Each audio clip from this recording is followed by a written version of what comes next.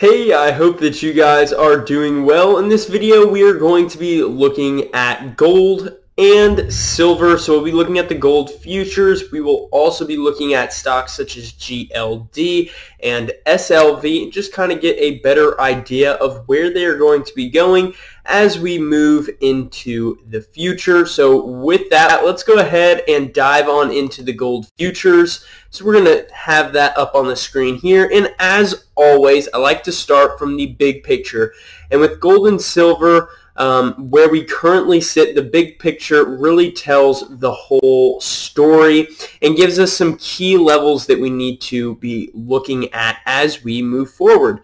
So I've made many videos here on gold in the past, and so my opinion really that gold is going to continue upward has not changed, but there are some levels now that we are approaching that are important and offer a bit of a resistance as we move forward. So here on the gold futures, this is going to be /GC. You can see today we actually cracked above that $1,800 price point. Now, in the past, we had a resistance right in here. You know, we had some wicks that popped through it, but I really wanted to put the resistance right around $1,700 and $1,780, excuse me. And then we had tapped 1,800 a couple times, but we had never really successfully held above it. So in this same circumstance, I want to see us hold above 1780 for a week or so. And then also it would be even better if we could just go ahead and stay above 1800 and continue this momentum to the upside. You can see here on the price oscillator, we are starting to curl back up yet again. So this is going to be similar to what we saw back here when we had this relatively large dip. Or you can even date it back to late 2019 as we started to curl back up. So I do think that there is still a lot more left in the tank with gold, and I would not be surprised if by the end of the year we were making new all-time highs with the price of gold as we creep closer to $2,000 per ounce.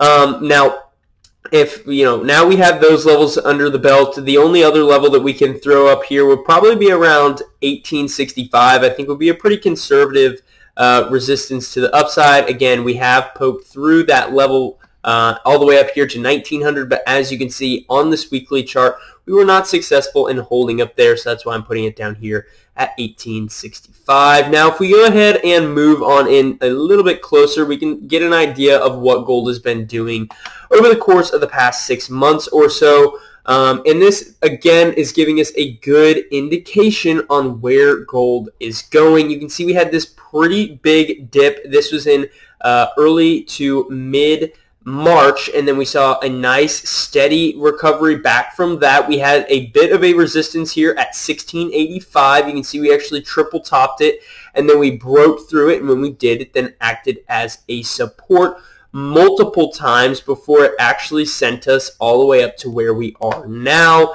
You can see we also had a ceiling in here right around 1755, 1760, and then here is that other resistance around 1780, which you know, we had gotten from in the past, and you can see as it still holds true today.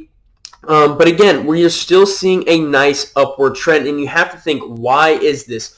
Well, the Fed is spending and producing money like there is no tomorrow, and it is slowly devaluing the dollar and its buying power, and this is making gold therefore more valuable and a better safe haven asset than the dollar, in my opinion, for the time being.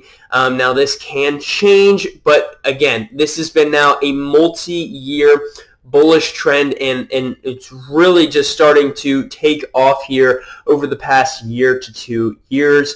And so I do believe that this is going to continue, but if it does reverse back down, which we have seen it do before, you know, here would be some levels that I would look at. 1755, down here right below 1700 around 1685. I wouldn't necessarily say that right in here around 1650 or 1640 is going to be much of a support, but then down here around 1600 all the way down to about 1580. And I've got some other videos that you guys can check out as well that goes a little bit more in depth into these levels, but nonetheless, those would be the large support levels that I would want to look for if gold were to move back down and have a bit of a correction. Now, as we move higher, what we're really going to want to do is look at the more recent trading here on gold to look at some potential support levels that are right in here. Okay, so I would be looking more clearly again at the 1780 mark. You can see this is still kind of a nice upward trend that we are seeing here, right? So it's something like this is what I would be looking at. So as this continues ahead, I'd like to see somewhere in here in between 1786 down here to about 1780 as being a solid support level, especially with this upward trending line. You can see we saw a humongous surge today, this morning, in the price of gold.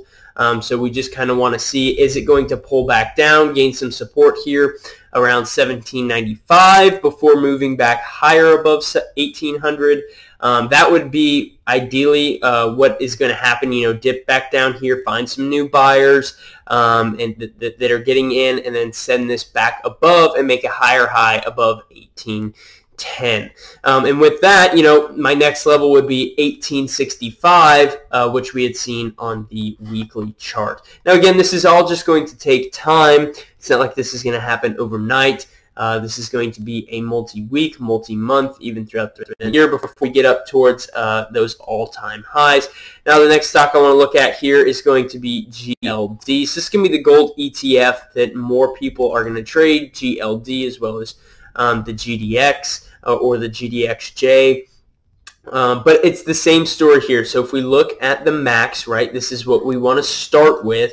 We can see that we are having this nice upward trending formation, and I don't think we have really reached as high as we've seen on the gold futures, and ideally the level that I'm looking at is right in here around 170. But the actual top that we're seeing is going to be up here closer towards 173.50. Now, again, these are mainly going to be the wicks. You can move this up a little bit higher if you want to, but I'm trying to play it a bit conservative. So we'll call it 171, I think, is going to be that next target level that we want to look at here on GLD. From there, you could put one up at these peaks. We'll call it 173.25. And then from there, I would be looking closer towards $180 a share. And again, you know, that would be a pretty substantial move in gold. So that would be up here towards about 171 is about 2% gain, and if we move up higher, that'd be about a 3.5% gain up here towards about 173. And then if we're looking up here towards 180, that's going to be about a 7.5% move. So while gold is not super interesting and most people aren't going to be day trading it, when you look at the year-to-date return on gold and you compare it to anything else or any other index, say the NASDAQ, S&P, the Russell 2000, it is outperforming all of them. So I think in our current state and over the past few years, gold has been a great commodity to have in your portfolio. And there are times where you can sell as we do get overextended and reach those resistance levels. You can sell a portion of your shares, and then as it dips back down, add back those shares as we continue the move up. At least that is what I am doing. So that's GLD. Again, we can move this one in a little bit closer as well here on the six-month chart. And again, these levels are going to be, or the chart at least, is going to look about the same, but just with different levels. What I would be looking at as support here would be down around 166. From there, if we were to break lower, somewhere probably between 163.20 all the way down here towards about 162, I think would be, again, a nice little support level for GLD to bounce off. So we'll throw in a level right in there. And then if we were to crack down below, I would really want to see 158.25 hold up, as that was the springboard that we saw send us all the way up here, cracking above these highs from mid-May, which was right around 165. So this was that nice little that bottom that we formed that has sent us all the way up to where we currently are. So you can see we're still in this nice little upward trend from about early June, and ideally I want to see it up here closer towards 171 is going to be my first target, and then moving closer to 173 before maybe taking some shares off, waiting for a little bit of a pullback, and then seeing it rise up there towards 180.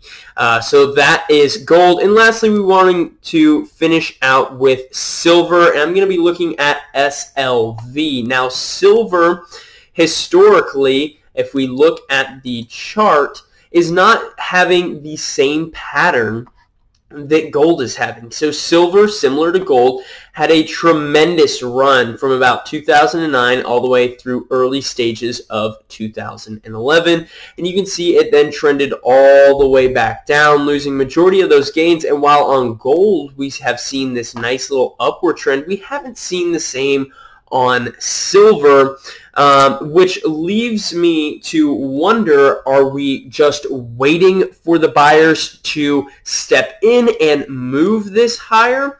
Or is gold going to hang back on this one, and are we going to just sit down here?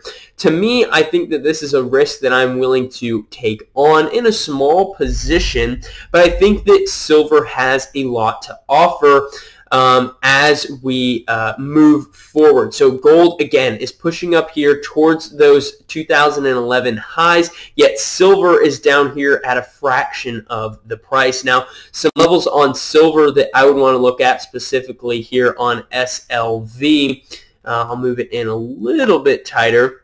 Some more long-term levels, I should say, are going to be right in here around $18 a share.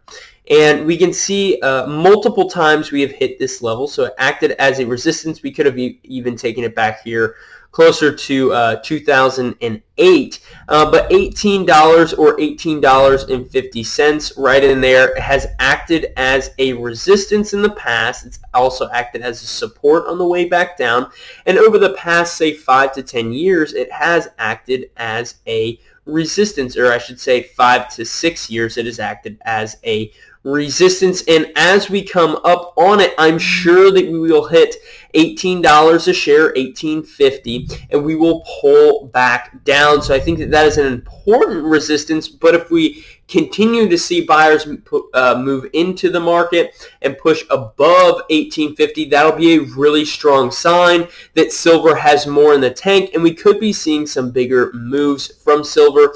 I mean, even if we were to move up here towards these bottoms around $26 a share, which I think is very possible. That's about a 50% move in the price of silver. So while I am a little bit more hesitant to throw a lot of money at silver, I do still think that the risk reward is there on SLV. Now, if we move this in a little bit closer here on the 6-month, 4-hour time frame, we can see that silver has been in a pretty good upward trend dating back here to these lows in mid-March, and we have continued this upward trend after that big bounce, but we are reaching some resistance levels, notably here around $17.10, which is where we currently sit, just under that mark.